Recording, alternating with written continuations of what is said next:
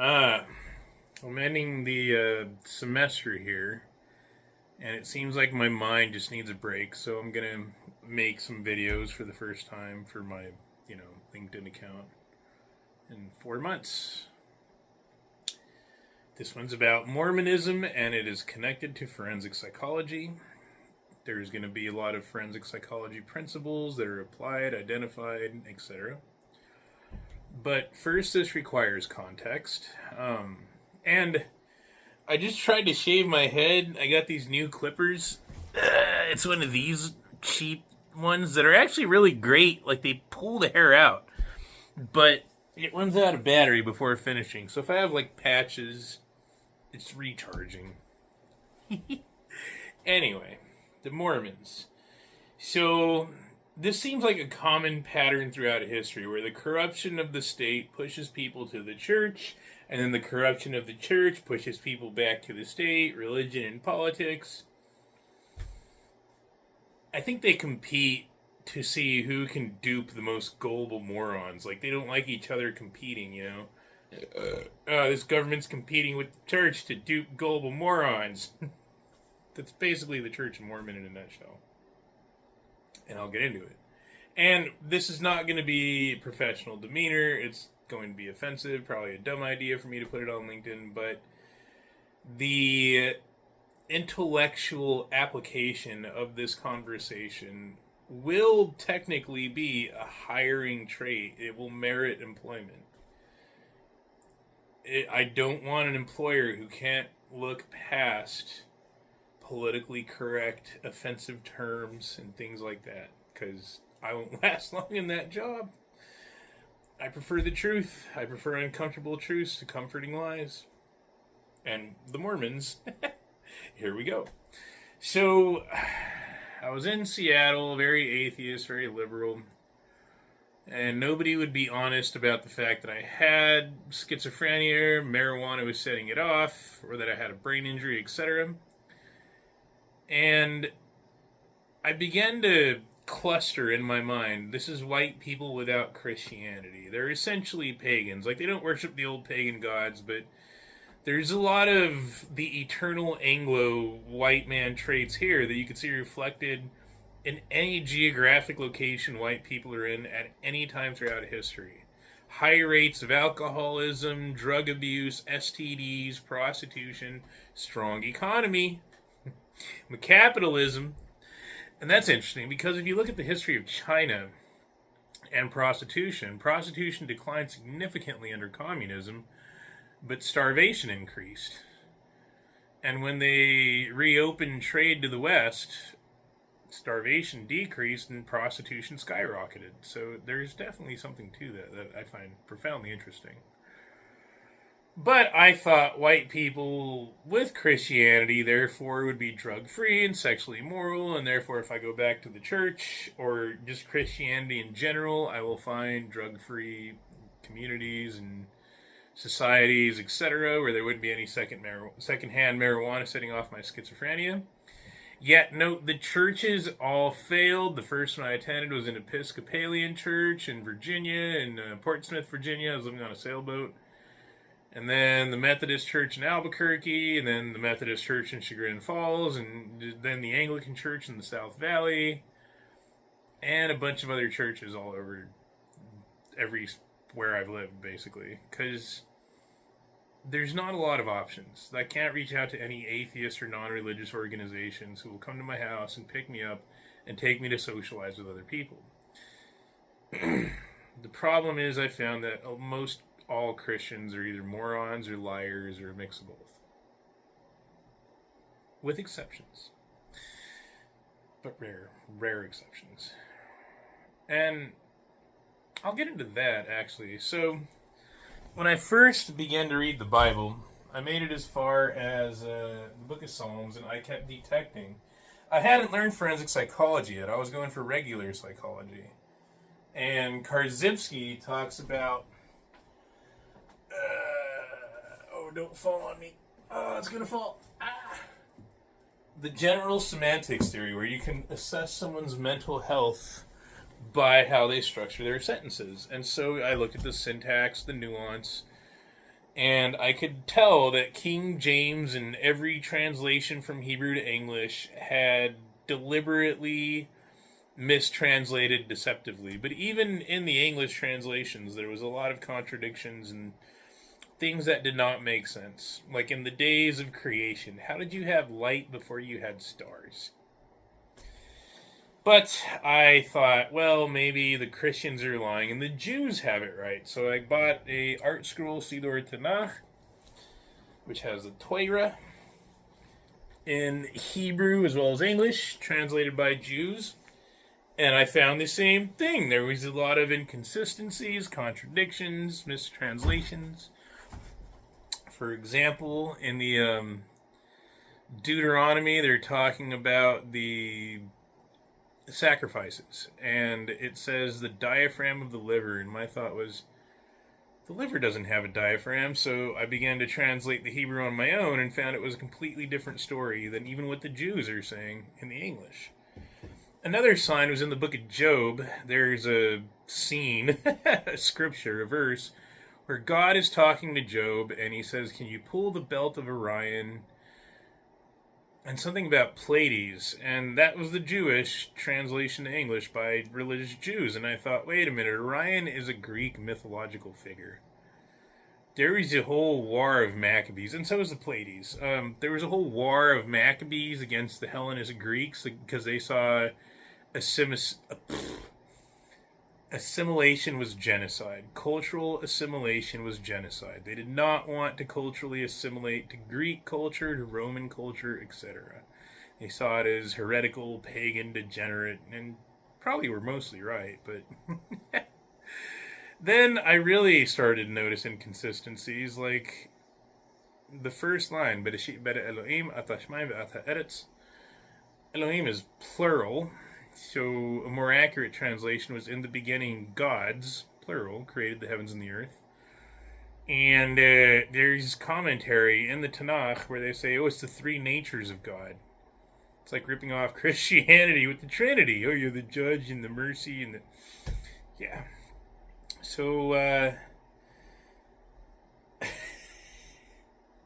nonetheless, like with all the failures of Christianity and then Mormonism, I wanted to convert to Judaism because I thought, well, maybe the Jews can form what Hitler described as a state within a state. That's genius. I want to live within the marijuana-free spot on the map in the sea of degeneracy of drugs and porn and all that stuff. I want to live in the drug-free, porn-free zone. Like, that would be amazing. If the Jews do that, I've met people from New York who said Jewish neighborhoods are like the cleanest neighborhoods, and where the cleanliness ends, that's when you know you're no longer in the Jewish neighborhood. So I was like, wow, maybe they can pull off what these Christians and Mormons just refuse to.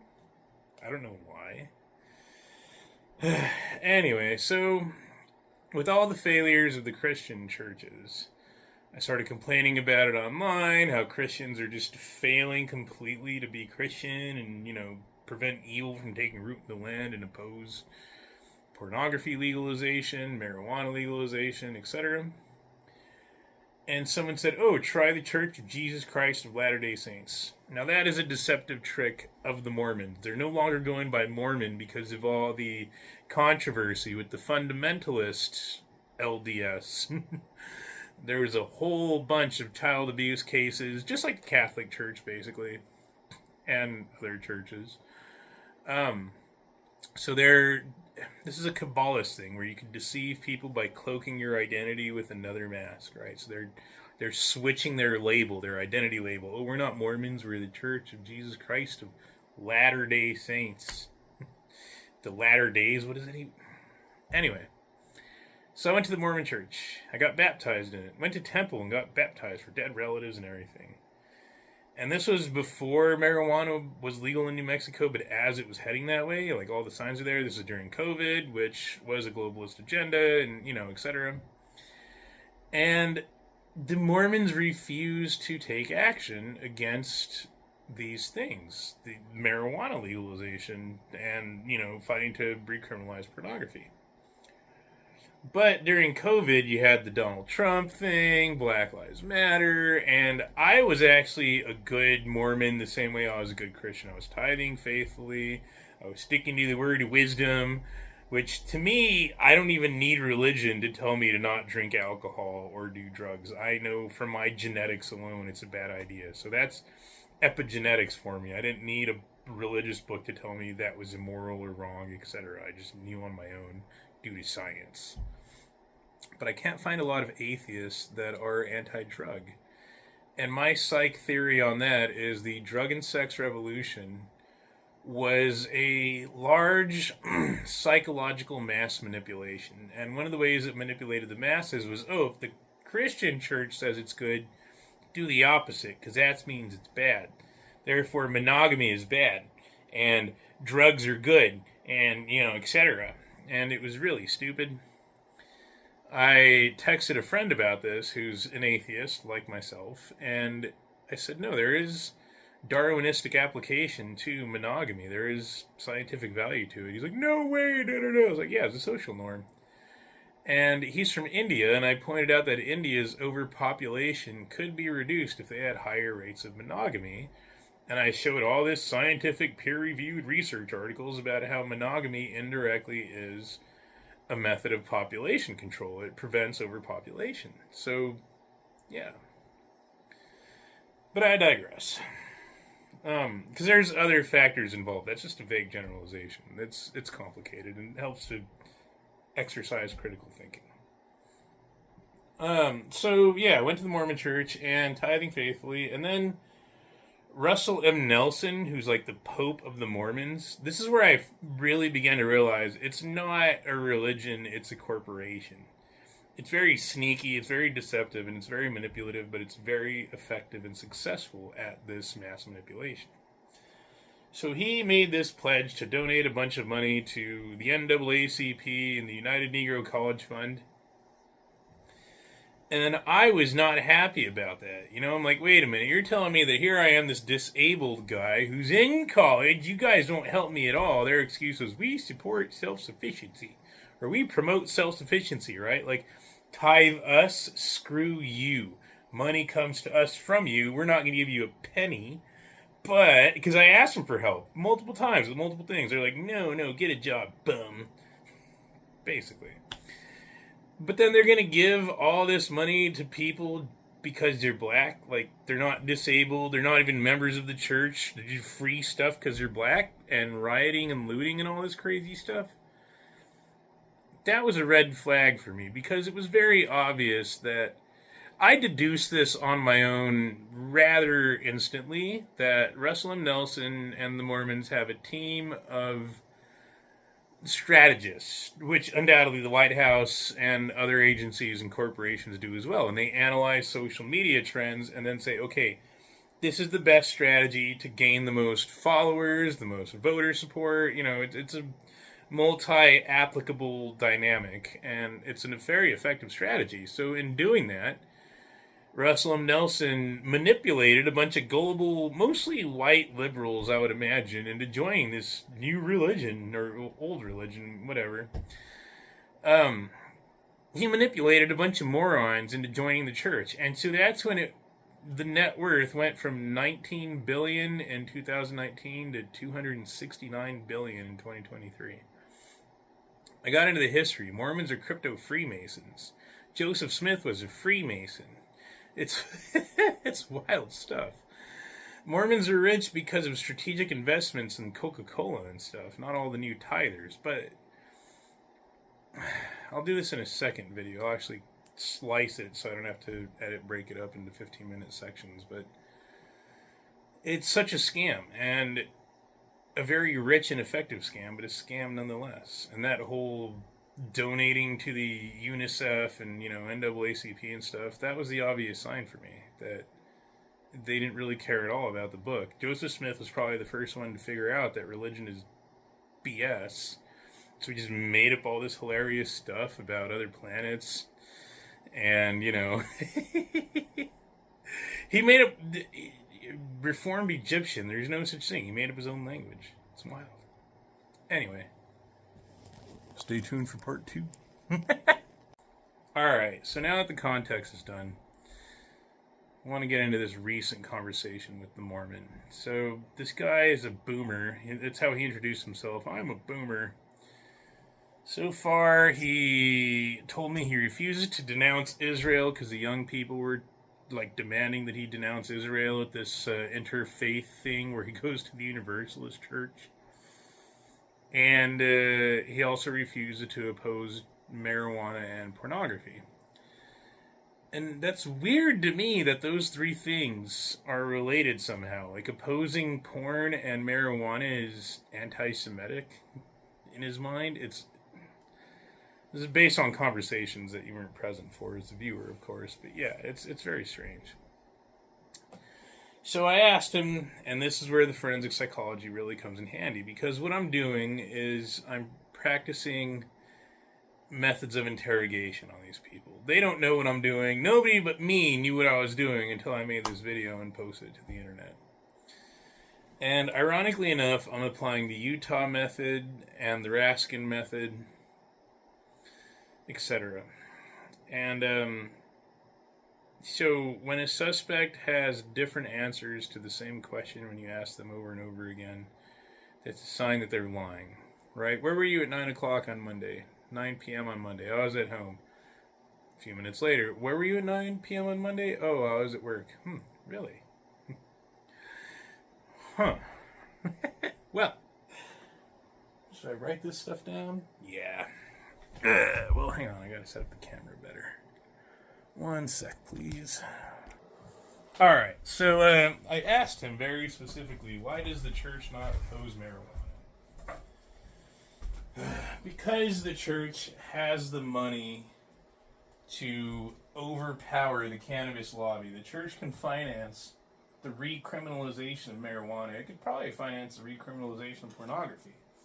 So, I think as Christians, they should oppose marijuana and pornography. This is a very simple concept to me. It's not complicated. I don't know how they don't understand it. The first answer that he gave me the first time I asked was,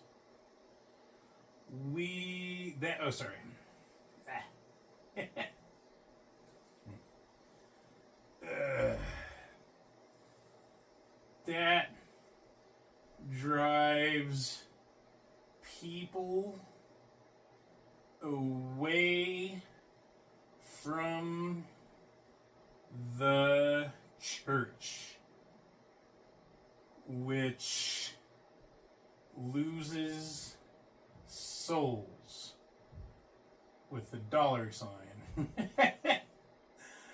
We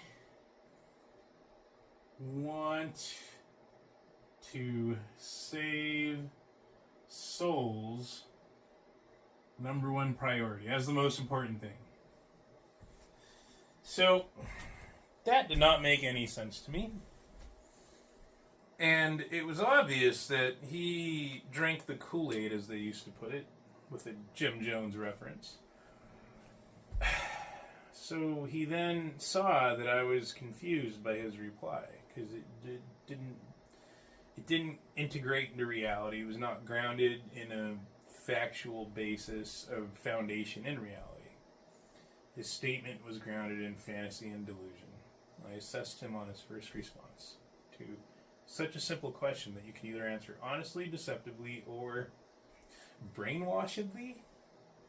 He answered it brainwashedly. So, he then told me that the Mormon Church had actually gotten politically involved in opposing gay marriage in the state of California, and technically they won. They put like $60,000, Proposition 8, and the state of California voted no against gay marriage, and then the Supreme Court just ignored the votes and legalized gay marriage anyway. And he said, oh, that drove people away from the church, you know. So basically, my mind is restructuring and editing his sentences into just a more honest and concise version. If we oppose marijuana, the kids won't think we're cool, and they won't go to church because it's not cool. And that'll cause us to lose souls. Now, by souls, he means money. Souls is in tithers, finances. It's all about empire expansionism. So this Christian, this Mormon, he's saying we have to sacrifice our values, we have to compromise our values for money. It's basically what he's saying without saying. So, after that, he then proceeded to tell me that there was a transgender debacle. So you go from Black Lives Matter to transgenders. And the LDS, at least his church, is so accommodating that they let men who identify as women use the women's bathroom. Oh, as long as there's a supervisor, someone to go in and make sure there's no females in the bathroom, that it's empty, and then someone goes in and supervises them.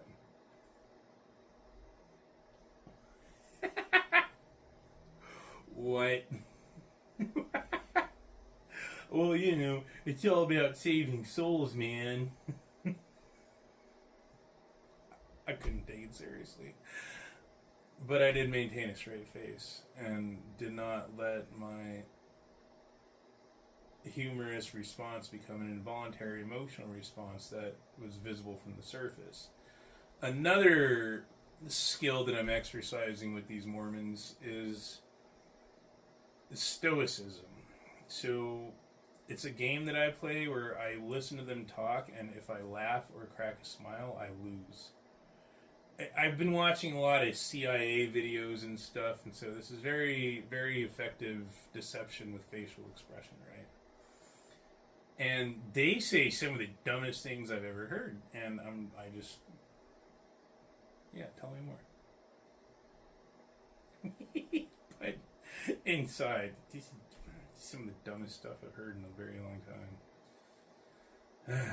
Anyway, so then I asked him again later on, why don't you oppose marijuana? And it was interesting because last Wednesday I went to volunteer at the food bank, and a woman started vaping really strong marijuana in the church. There was a 2-year-old child a few feet away from this woman. She was hotboxing this room. The child was at the door of the room, so a child got exposed to drugs through the Mormon church. The guy insisted on talking to me today, and he's like pounding his chest. And it had no effect on me. I was not emotionally manipulated. I was not empathy manipulated by all of his attempts to deceive and manipulate me. And he tried to act, maybe he was offended, I don't really care. I called him out on his lies, and I think that's what really offended him. And I pointed out, everything that I posted in the other video about how, picture a circle, the Mormon church is inside it, there's drug legalization policies happening off the property, drug sales, drug dealers are moving into the neighborhood, drug stores are popping up in your neighborhoods, and now it's entering your church, and your Mormon population is having higher rates of drug addiction, drug use, drug overdose deaths. Had you prevented it when it was outside the city gates, quote unquote, metaphorically speaking, it never would have entered your city gates. And it was like trying to pull teeth to get the truth out of this guy. I kept redirecting his mind to confront his own contradictions. And he would get jumbled up, and he would take a minute, and he would have to mental gymnastics, create these new explanations that did not satisfy his standard, let alone mine. It was rather entertaining. An interrogation. I don't want to give that away, but I've come up with a technique of my own for interrogation that I'm going to write my thesis on when I get there, so, yeah. But it worked, and I practiced on that guy, and it worked great. But then I asked him again, why don't you oppose marijuana? And this answer was different now. This answer was, we don't want to tell people what to do. And that was, the answer evolved because he had to retroactively, backlog his lies so they connected, because if this truth contradicted the lie that he said earlier, then he busted himself. So this truth has to be altered into a lie. Like there's a node here and a node here, and there's a connection, right? In a linear timeline sequence. If I say this now, that means I was just lying 2 minutes ago. Crap. And so he was like adjusting it in his mind. I could see it. It was great. As he was speaking, you could see the mental effort on his face. It's fantastic, fun stuff. Why would I not exploit this opportunity? They're trying to manipulate me. I'm only manipulating them on their desire to manipulate me. Anyway, his answer this time was because when I pointed out this woman had vaped or smoked marijuana inside the building next to a child for 20 or 30 minutes, he finally said, well, nobody there has the authority to ask her to leave. I'm like, what? Really? So people can just do drugs in church and you can't kick them out? Is that really what you expect me to buy? Like, and he then went through this whole dialogue and blah, blah, blah. And that was a contradiction to his statement where then he said, oh, we don't allow drugs in the church. And I said, so do you enforce it in any way? Is this woman going to be punished? Is she going to be cut off from receiving food from the food bank? Oh, no, we don't want to tell people what to do. But we discourage it very strongly. He became self-aware of his own contradiction, that I had set up a mind trap that he had been trapped in. A snare, a mental snare in interrogation. I snared him, caught him in his own words. And he, it's very gratifying for me. It's very exciting. I get a thrill from, the fact that I'm so good at this. But he said, oh, we discourage it very strongly. Do what? Like a stern shake of the finger? No, you better not. Or what are you going to do? Or we'll give you mean looks. We'll tell you no. But we won't actually physically force you out or call the cops or anything. Or even cut you off from free food that we're giving you to support your drug habit, right? Like maybe if you didn't spend your money on drugs, you'd have money for food. This is why Jeffrey Epstein is defeating the Christians, because the Jeffrey Epstein client list, they use science. They use scientific methods that are very, very effective because they're scientific. Christians, Mormons, they use prayer. And you think you have telepathic wizard powers that create magic force fields that don't stop any of this stuff from happening, and you still believe? Like, okay, that's your right. I respect it. But I digress. So then his answer, this time, became what the Mormons like to call free agency. Now, free agency or free will means it's like a libertarian thing, right? We don't believe in telling others what to do.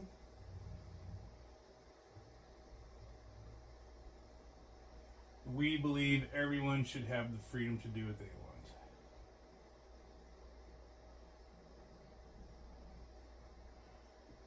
Now, that doesn't make any sense to me, because everyone who ever argues that, I can always find a line, a moral line they will draw where they say, oh, well, except for that. Like child porn. Okay, whoa. Now prohibition works. Like all the marijuana legalists, you replace their arguments of marijuana with pedophilia, all of a sudden they're prohibitionists. Double standards.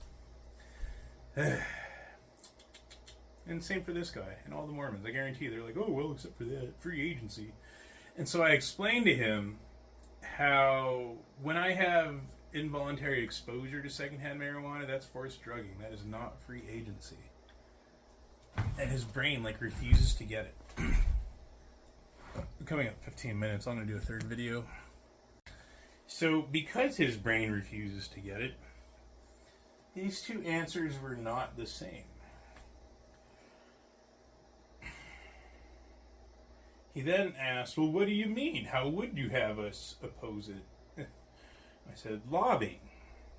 The church has all this money. They could fund lobbyists to lobby against marijuana legalization. Oh, the free agency. He repeated his statement. Now, this is not the same as that. It evolved because the incident that occurred where 9 or 10 adult Mormon men and women failed to prevent a grown junkie adult from forcing drugs on a 2-year-old child in their church. So they have to backlog the brainwashing. They have to mental gymnastics, teleportation backwards in time. Oh yeah, it's always been that way. We've always been libertarians about marijuana in the church, but also we don't allow marijuana in the church. Direct contradiction, lie upon lie upon lie.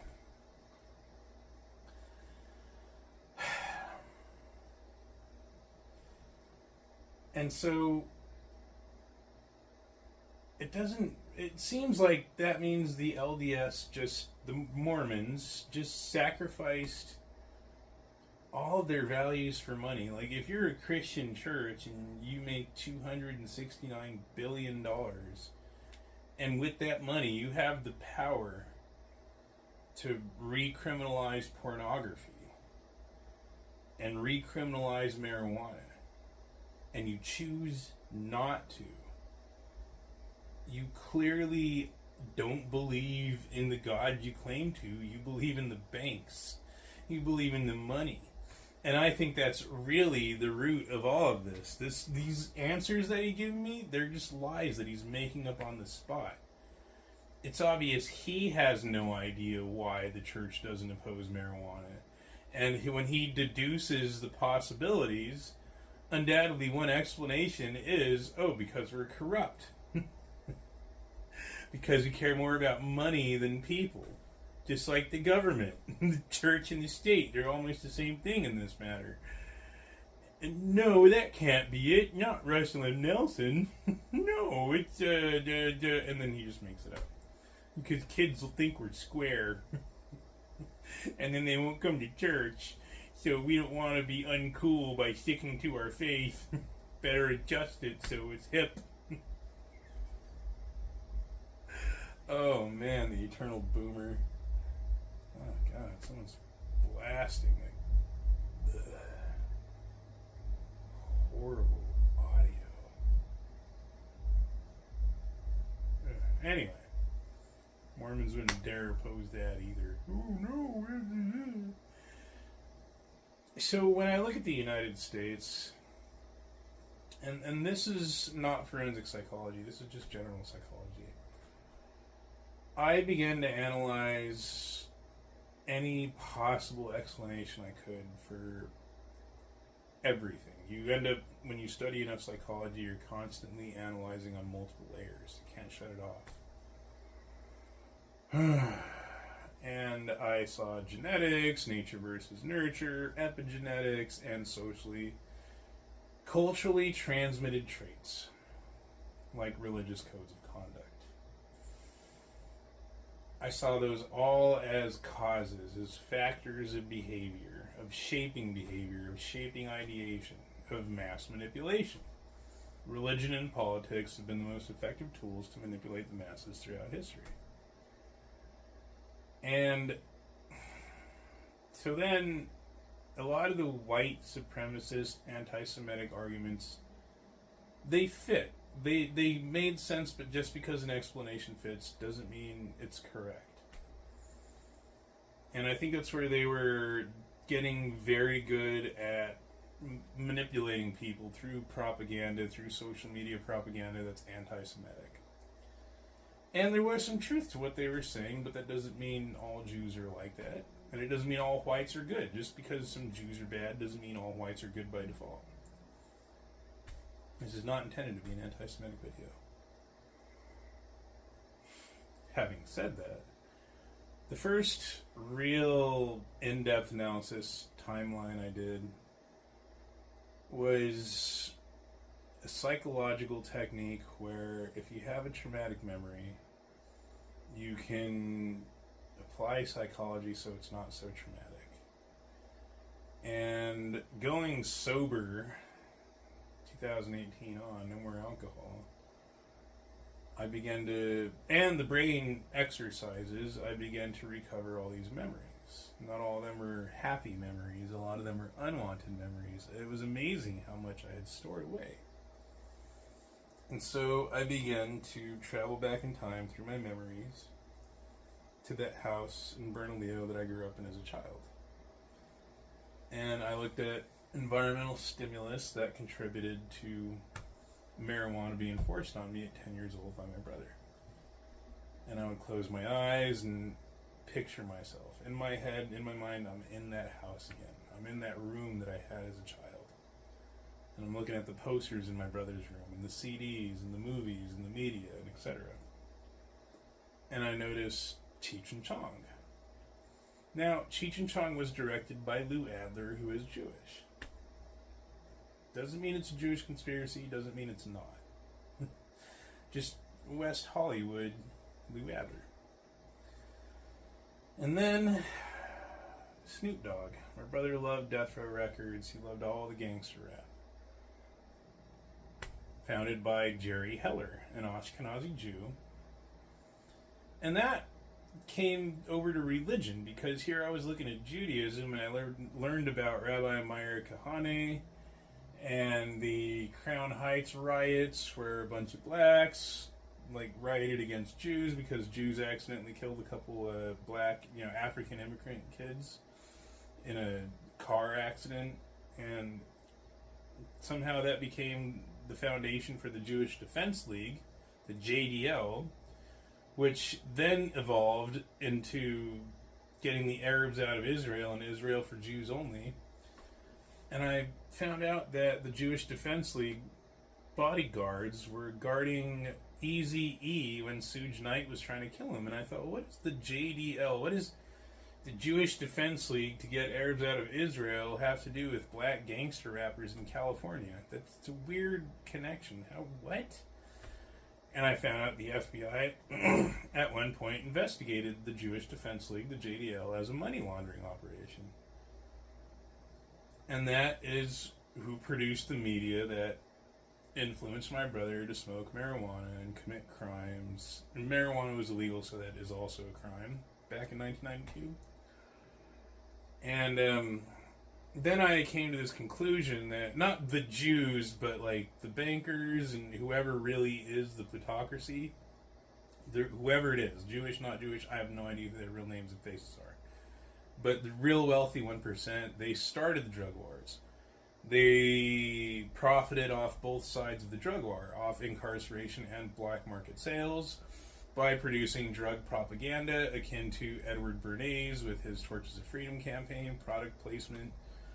So why was marijuana product placement in Cheech and Chong, Snoop Dogg rap videos, etc., why was that allowed in mainstream media, on your television, in your house, while it was illegal? Because it increases use. So they were purposely socially engineering a black market decades in advance of legalization. This is planned out 40 years ago, is my theory. And they knew that product placement would increase consumption. So there's a lie that a lot of the cannabis pushers will say, that prohibition increases consumption. That's actually not true. Prohibition of alcohol reduced alcohol problems. Drunk driving went down, liver failure went down, all kinds of bad, but organized crime did increase. And so that's their saying is, prohibition does this and that. There's a lot of things that are federally prohibited that nobody does because it's not on your screen in front of your face all the time, from televisions to smartphones and beyond.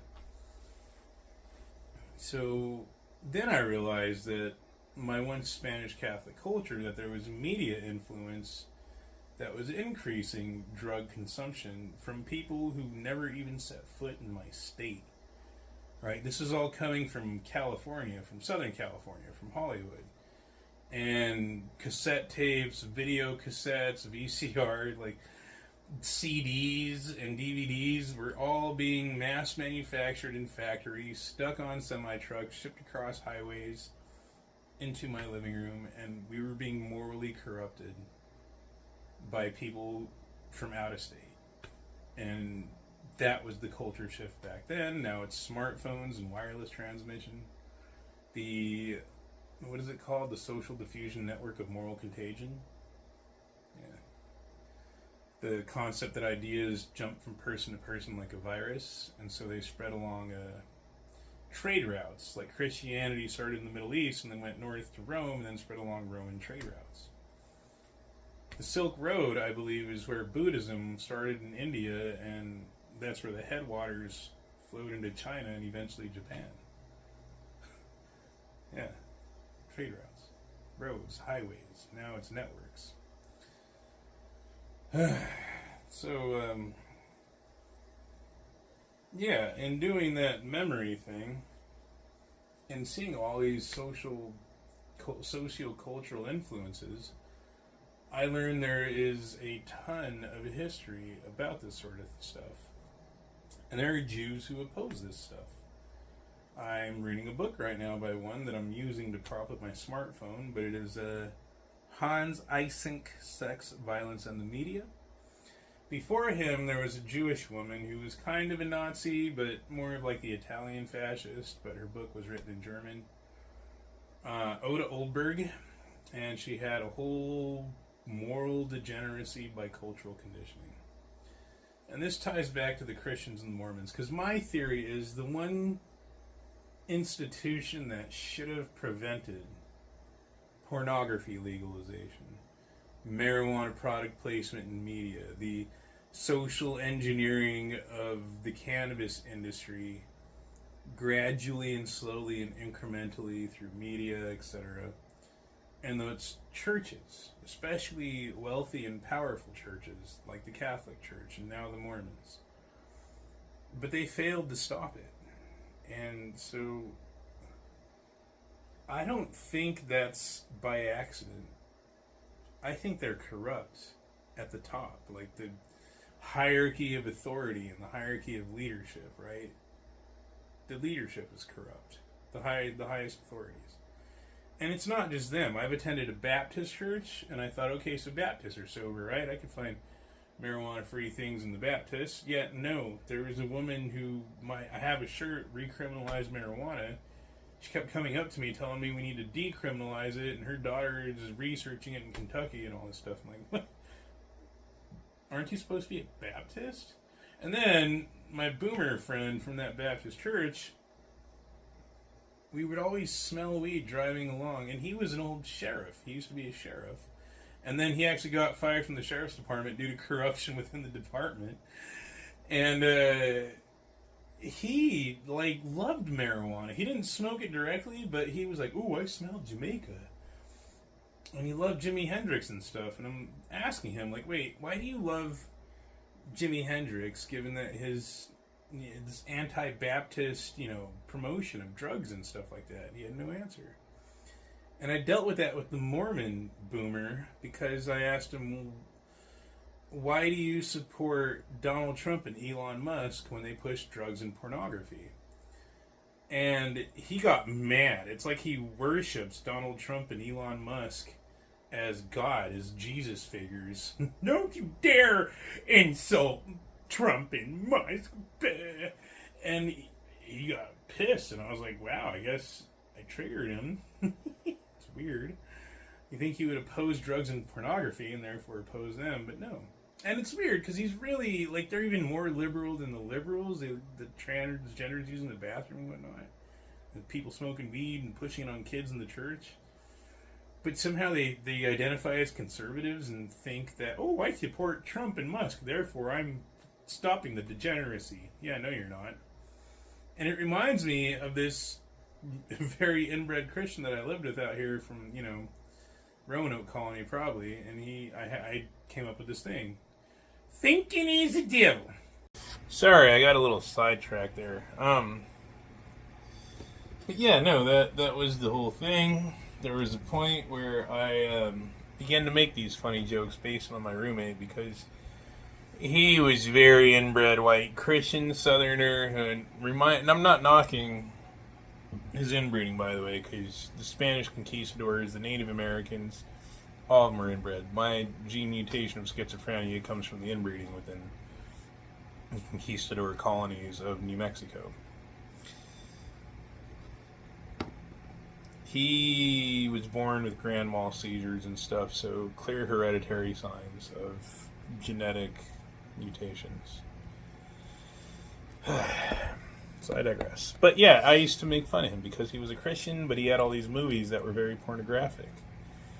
National Lampoon's European Vacation, like I've seen the boobs in that. I know it's not Christian. They's good movies. That's what he said. That was his accent and his demeanor. And so I began to tease him, because I would apply science and he would say the science is satanic, and I thought that was really, really dumb. And so I would say, thinking is the devil. Satan uses big words to trick us. And I know this is very unprofessional, and nobody's going to hire me on LinkedIn anyway. I don't really have faith.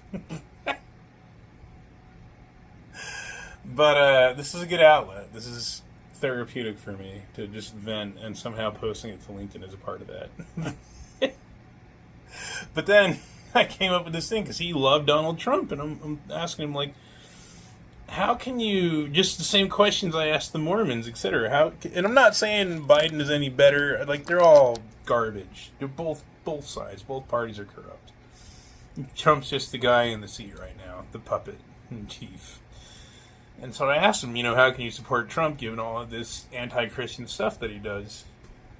And he would just, don't you dare knock Donald Trump. And I'm like, oh, this is the same greed from the Mormons. It's the money. That's all they care about is money. Right? Like, that's pretty much it. And so I used to really make fun of him because Hitler and the Nazis, the books they burned, a lot of them were pornographic. And that makes me like what they did. I am all about burning pornography. And the Mormon, just like my old roommate, they're against pornography banishment because, money is God and rules the government, and that's all of our laws should just be based on, is it worth money or not? People should have the freedom. Freedom. The Bible isn't about freedom. It goes against freedom. There's a whole bunch of very strict rules and regulations with a distinct criteria of rewards and punishments to shape behavior. It's not about freedom, but somehow people just make up their own rules and interpretations and loopholes, and there you go. And so I used to say, Jesus Christ sent Donald Trump to save, Jesus Christ sent Donald Trump to save pornography from Hitler and the Nazis. Which is really hilarious to me. This is how I have fun. I've been socially isolated for years now, so just knowing potential employers and fellow students and people will watch us on LinkedIn, that is giving me gratification. That is my dopamine rush right now. Please don't expel me. It's just having fun. They're just jokes. But I digress. So, when I tried to make sense of all this, like, why doesn't the Christian church oppose marijuana, oppose pornography? Because they're corrupted by money. But here this Mormon is giving me all these really dumb excuses. And I bring up the harms, the tangible harms that marijuana has caused, and his brain, it's weird because I accurately assessed his behavior and expressed it as the most direct and clearest interpretation. That when it comes to the fact that marijuana sets off my schizophrenia, very specifically involuntary exposure to secondhand marijuana, which is forced drugging. I'm being forcibly drugged against my will without my consent. why does Jesus and his followers just shrug their shoulders and give me the bird, right? Just double flip me off. Oh, well, screw you. Sucks to be you. And the guy would get so offended by that, but then it would happen and he wouldn't do anything about it. And I went to the church, which I've done with Mormons before. Hey, can you just help me find drug-free housing? Like, just drug-free, stable housing would facilitate employment. I wouldn't need your help with this food bank stuff. I would have a job. I could feed myself, fund myself, buy a car, like all this stuff. The one thing that's really stopping me is just secondhand marijuana setting off my schizophrenia. If I could just remove that from happening, that at least in the house that I live in, that would be it. And the Mormon was like, well, good luck, buddy. It's like detached from reality. And I asked Mormons this before, why don't you guys segregate and form your own communities? Withdraw from society. Oh, we don't segregate. That's discrimination. And I went through this whole thing with this guy about that, where he was saying that it's bigotry and discrimination. And so I realized that I had to adjust my language. I had to dumb it down so he would understand. And by dumbing it down, I use the analogy of wolves and sheep. So the pastor is supposed to protect his flock from the wolves. But this guy is telling me that's discrimination to wolves. Say no to wolf phobia. But to digress to my original point for this video on a more serious note, the whole concept of the white supremacists is that the moral decline of the United States is connected to the diversity, the demographic shifts. They're kind of right, but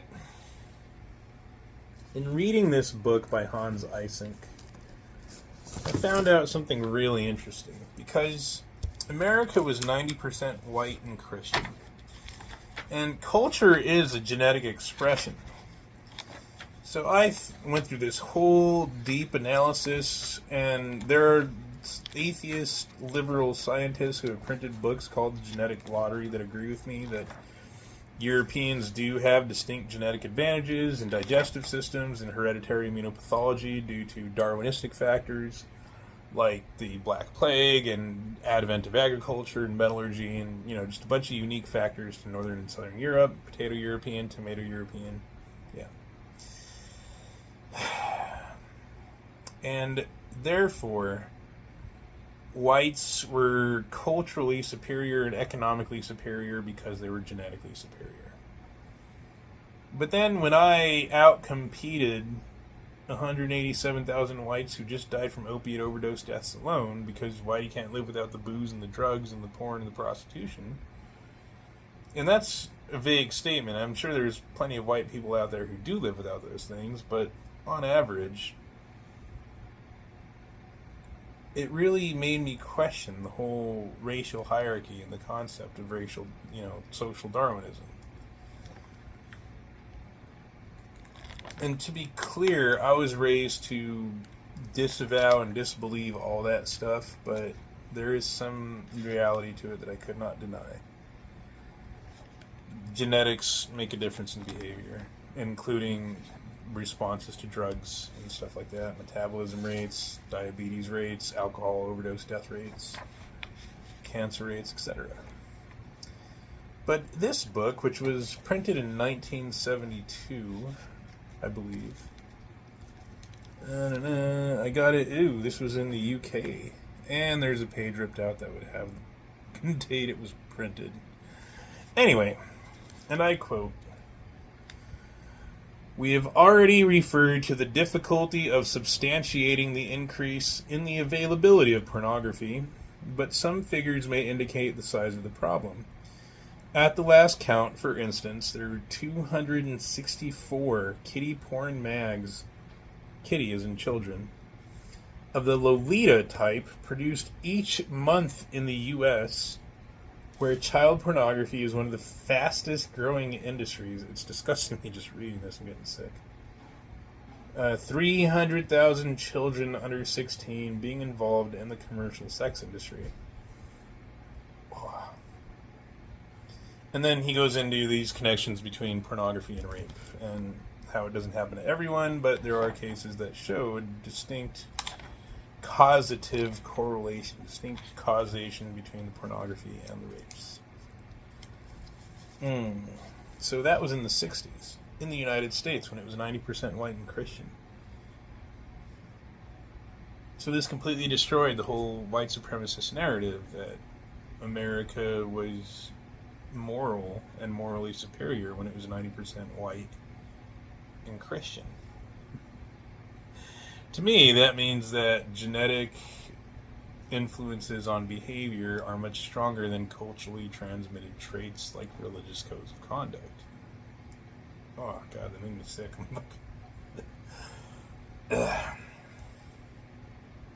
This was printed in the 70s.